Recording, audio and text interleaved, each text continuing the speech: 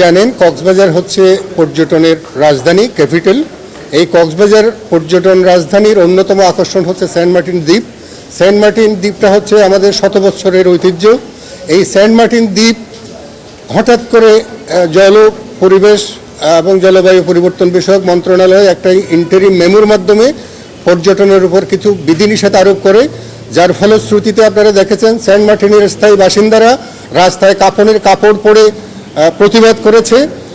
ঢাকা ইউনিভার্সিটির student for সবরিনিটি তারা প্রতিবাদ করেছে। দেশের অনেক লোকজন প্রতিবাদে রাস্তায় নেমে এসেছে, কারণ সেন্ট মার্টিনে আপনারা জানেন একটা ইউনিয়ন পরিষদ, এইখানে 12,000 লোক স্থায়ীভাবে বসবাস করে। তাদের জীবিকার অন্যতম প্রধান উপায় হচ্ছে এই পর্যটন।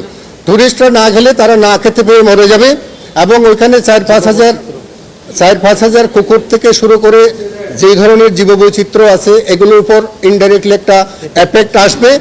যার কারণে আমরা সংক্ষুব্ধ হয়ে এই ইন্টারিম মেমো যেটা পরিবেশ মন্ত্রণালয় জারি করেছে সেটার বিরুদ্ধে মহামান্য হাইকোর্টের শরণাপন্ন হয়েছে, আশ্রয় নিয়েছি, এবং ওনারা আমাদের এই আবেদনের উপরে সন্তুষ্ট হয়ে আজকে একটা রুল জারি করেছেন। গভর্নমেন্টকে বলেছেন 4 সপ্তাহের মধ্যে আপনারা জানাবেন আপনাদের এই অবৈধ পরিপত্র কেন অবৈধ ঘোষণা করা হবে না। ধন্যবাদ।